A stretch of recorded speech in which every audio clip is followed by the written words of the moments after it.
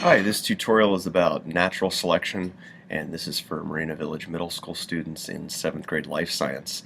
Natural selection is usually attributed to this gentleman, Charles Darwin, who in 1859 published this book called The Origin of Species, and right in the title or subtitle, By Means of Natural Selection. This book went on sale in 1859. I think 1,200 or so copies sold out right away, and it has never been out of print. Darwin wasn't really the first person to come up with any ideas on how evolution works, but he was the first one attributed with the mechanism of how biological evolution works as far as natural selection goes. So here's how it works. Natural selection has four different parts. There's overproduction, variation, competition, and selection. So let's take a look at how this works. Overproduction means that there's more organisms born than will grow to adulthood. So there's all of these beetles. And there's variation amongst them. So they're not all the same. There's some green beetles, and in this case there's some orange beetles. And then the third step is there's competition. And the competition is really competition to survive. It's usually for food, water, or a safe place to live.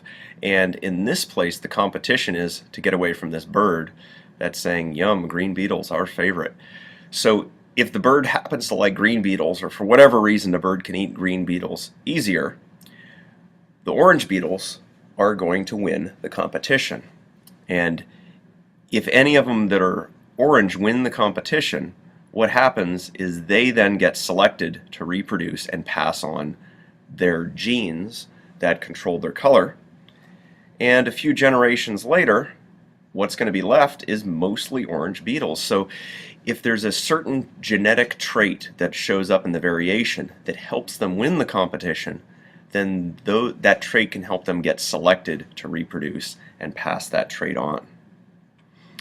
Another way to think of that, very similar way, is you start with one organism here, and often the variation amongst organisms comes from genetic mutations. And sometimes genetic mutations can be neutral, sometimes they can be positive or negative. And in this case, let's just say this organism has 3 genetic mutations. For whatever reason, they start out with this gray one, there's a lighter one, a darker one. And if this mutation does not help it survive, it gets selected against, which means, yep, that's right, it didn't survive to reproduce. But these mutations did. And because they reproduced, that mutation got passed on through its genes that went to the next generation of organisms. And eventually, at the end, you end up with a population of organisms that might be a little different than what started out with. And these mutations that didn't help just disappear.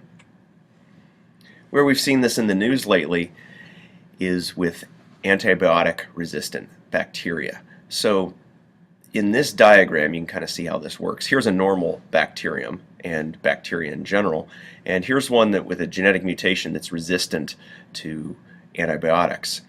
And if those bacteria are exposed to antibiotics, most of them are going to die. But a few might not. These two didn't. So over here you have overproduction, and there's genetic variation. They're not all the same. Here's the competition. So you've got overproduction, variation, competition. They're trying to find a safe place to live, and the ones that win the competition then get selected to reproduce. And if there was some trait that helped them win that competition, then in succeeding generations more of them will have that trait. And what happens here, eventually most of the bacteria become resistant to the antibiotic that killed them off in here. And just to sum up here, there's really 3 things going on. There's overproduction, and before selection you've got a whole bunch of organisms. Not all of them are going to live to adulthood and reproduce. There is some variation, meaning they're not all the same. They compete for food, water, and shelter, and some win. In this diagram, for whatever reason, these ones won. And then they get selected. So selection means they live long enough to reproduce. and they pass on their genes. And if any of those genes controlled a trait that helped them survive, that gene gets passed on. And the final population is going to look different than this population. And that's the general idea of natural selection that Darwin put forth in his 1859 book on the origin of species by means of natural selection.